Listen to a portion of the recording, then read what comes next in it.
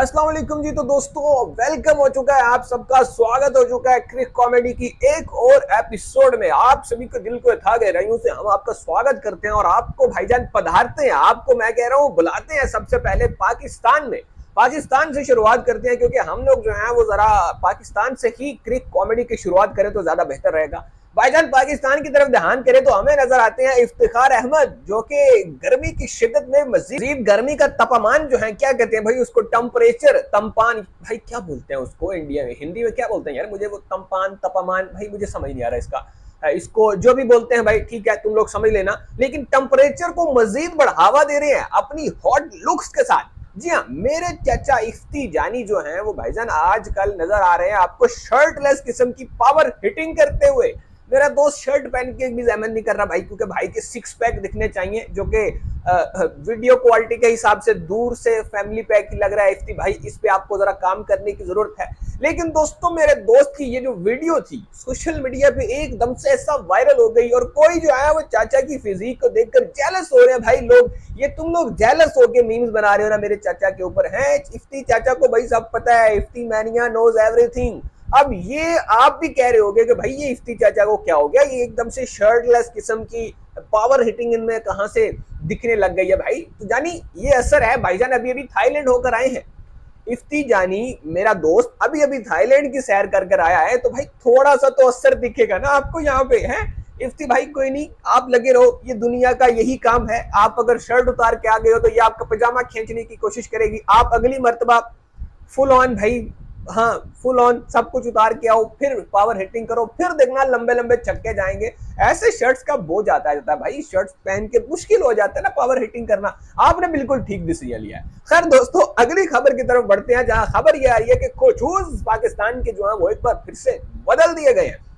यार एक तो मुझे ये समझ नहीं आती भाई, इतने हम लोग कपड़े नहीं बदलते जितने पीसीबी वाले कोचेस बदल रहे हैं। यार समझ से बाहर है कि भाई इनको हर 2 दिन बाद, हर 5 दिन बाद कोई कोच को बदलने का ख्याल आ जाता है।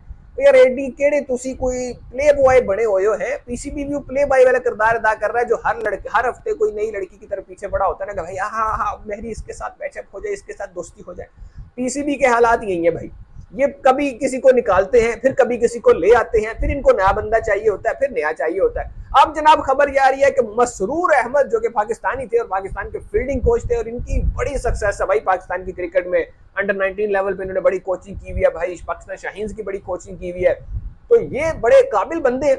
लेकिन इनको अब छुट्टी करवा दी गई है और उनकी जगह की गोरा कोच आ चुका है भाई जान, क्योंकि हमारे जो चेयरमैन साहब है उनको गोरू से ना बड़ी उनसियत है। गोरू के साथ उनका जो कनेक्शन है वो कुछ और ही है। वो हमेशा कहते हैं गोरा कोच चाहिए हमें, गोरा कोच चाहिए। फिर जब गोरे जो हैं वो यस सर नहीं करते तो फिर कहते नहीं निकालो इनको, निकालो बाहर, ये अच्छे लोग नहीं है, निकालो इनको बाहर। तो पहले ही बंदे का पुत्र रख लो जो ਤੁਹਾਡੀ ਗੱਲ ਮੰਨੇ, ਜਿਹੜਾ ਤੁਹਾਡੇ के बाद यस सर करता रहे।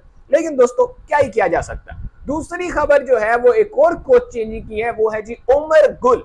सुनने में ये आ रहा है कि उमर गुल जो है वो पाकिस्तान के बॉलिंग कोच बन रहे हैं और साथ साथ पाकिस्तान शाहीन की जो टीम है जो कि भाई ऑस्ट्रेलिया रवाना होने वाली है, जिसकी कप्तानी मोहम्मद हारिस मोस्ट प्रोबेबली करेंगे, वो जो टीम होगी उसमें जनाब आपको हेड कोच दिखेंगे उमर गुल। ये खबरें आ रही है भाई, अभी तक इसकी कोई कंफर्मेशन नहीं है। लेकिन फिर बात वही है भाई कि यहाँ सुबह और कोच होता है, शाम को कोच और हो जाता है, सुबह फिर कहते हैं भाईजान मेरा ख्याल है कोच चेंज ही कर देते हैं। तो इस तरह यहाँ पे हमारे यहाँ ये म्यूजिकल चेयर जो है ना कोचिंग की वो चलती रहती है।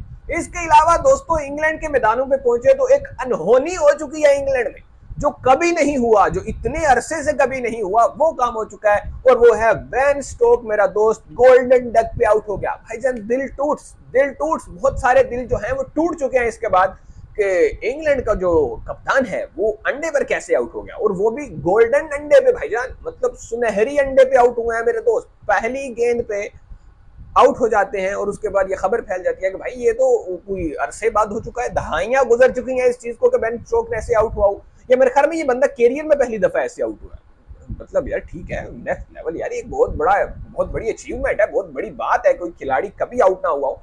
इसके बाद हमें देखने को मिलता है लाठी चार्ज, अपहरण होता है। वो क्या उसको बोलते हैं भाई, जो भी बोलते हैं, हमारी हिंदी जो है वो जरा वीक है तो उस पर हम ज्यादा नहीं जाएंगे। तो ये एक जो है वो बलात्कार हमें देखने को मिलता है भाईजान इस बंदे के साथ। जी हाँ, यही बंदा है भाई जिसका नाम है प्रसिद्ध कृष्णा। ये बंदा, मैं तो कंफ्यूज हूं इसको देख के कि ये इंडिया की तरफ से खेल रहा है या इंग्लैंड की तरफ से, क्योंकि हालात और जज्बात तो यही बता रहे हैं कि ये इंग्लैंड की तरफ से खेल रहा है। भाई मेरा दोस्त 7 की इकोनॉमी से पिटा है। एक मोमेंट पे ये बंदा 7 की इकोनॉमी से टेस्ट क्रिकेट में रन कंसीड कर रहा था और इसको एक ही ओवर में पकड़ के धोया है भाई, लिटरली धोया है जेमी स्मिथ ने। वो जेमी स्मिथ जिसको मैंने कभी इस तरह की जो है वो खतरनाक किस्म की, घातक किस्म की शॉट्स खेलते हुए देखा ही नहीं है। वो जेमी स्मिथ इसको लताड़ रहा था भाई, इसको फुल ऑन जो है ना वो लताड़ा है उसने।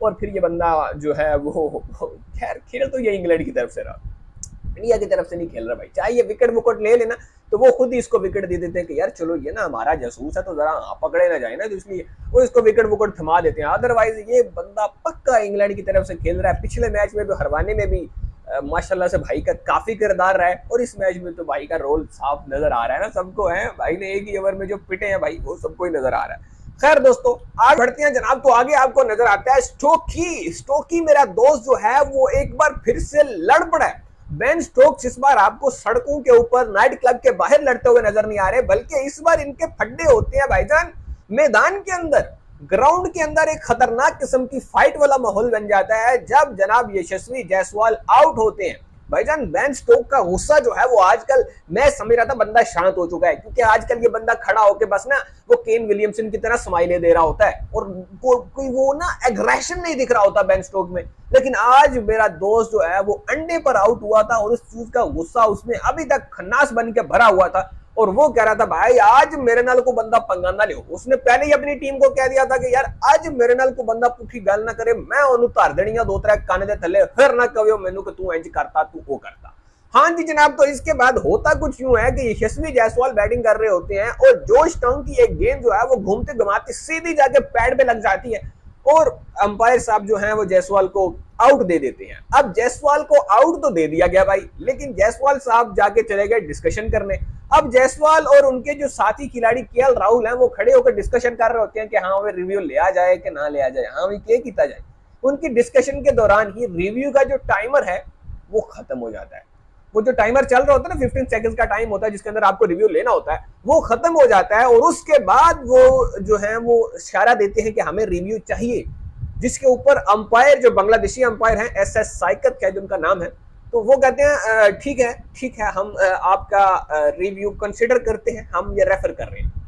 अब ये सारा सीन सिनेरियो होने की देर थी कि भाई बेन स्टोक ये देखकर गुस्से में आ जाता है। बेन स्टोक आते हैं सीधा अंपायर के पास बाजू फैला के कि भाई ये तू क्या कर रहा है, टाइम देख, टाइम तो खत्म हो गया रिव्यू का, ये कैसे हो सकता है भाई, दिस इज अनफेयर। ये वो भाईजान फुल ऑन फटने वाला सीन बन जाता है। एक मोमेंट तो मुझे लगा कि ये अंपायर कहीं ना दो रख दे कान के नीचे, जितना ये बंदा पागल है ये तो कुछ, इससे तो कुछ भी एक्सपेक्ट किया जा सकता है। एक वो शकीब उल हसन, दूसरा ये बेन स्टोक, भाई इनसे ना भिड़ो, ग्राउंड के ऊपर इनसे कोई भी पंगा ना लो, इनसे मेंटल आदमी हमने नहीं देखे हैं आज तक जितनी इनकी फाइट हुई। भाई जो वो नाइट क्लब वाला सीन था जो कि आपको पता नहीं याद है या नहीं, स्ट्रीट के ऊपर किसी के साथ इसकी फाइट हो गई थी, सीसीटीवी में वीडियो आज भी आपको कहीं ना कहीं सोशल मीडिया पे दिख जाएगी, सीसीटीवी में वीडियो रिकॉर्ड हुई थी। भाई उस बंदे ने दो दिया था पकड़ के उन 2 आदमियों को, ये नशे में धुत था और इसने 2 आदमियों को पकड़ के रगड़ दिया था।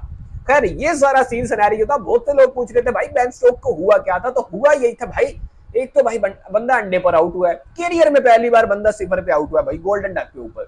अब वहां पे एक परेशानी बेचारे को ये है, गोल्डन डक पे आउट होने की, वैसे तो बहुत सी डक्स है भाई के पास, लेकिन गोल्डन डक पे आउट होने की परेशानी गुस्सा था उसको। दूसरा तुम लोगों ने ये हरकत कर दी, जायसवाल भाई थोड़ा जल्दी रिव्यू ले लो यार, अगर इतना ही आपको तो था मतलब स्टॉक को, तो आप कहते फिरते हो इट्स कमिंग टू स्लो, और खुद भी काफी स्लो चल रहे भाई। इसके अलावा एक खतरनाक किस्म की स्टेटमेंट हमें देखने को मिलती है हेनरिक क्लासन की तरफ से। हेनरिक क्लासन जो कि जनूबी अफ्रीका के जनाब बल्लेबाज हैं, जिन्होंने रिटायरमेंट का ऐलान कर दिया था हालिया ही, जिनके बारे में हम भी परेशान थे कि ए पाइन कीड़ा कट गया जड़ा जनाब रिटायरमेंट का ऐलान कर छुड़े ने।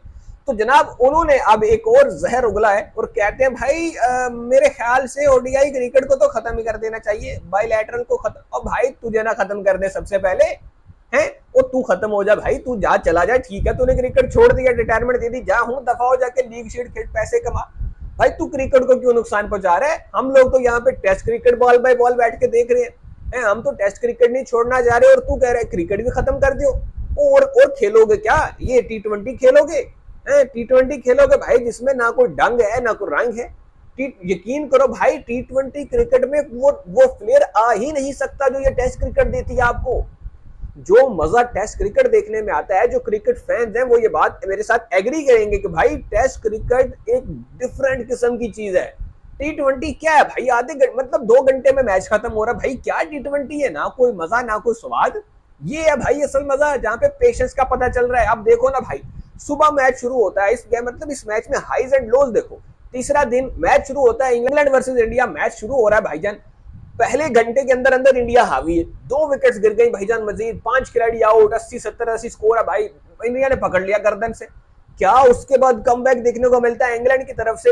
अगले 2 सेशन तक इंग्लैंड डोमिनेट करता है, मार मार कर दुब्बा बना देता है और इंडिया की टीम नीचे लगी होती है।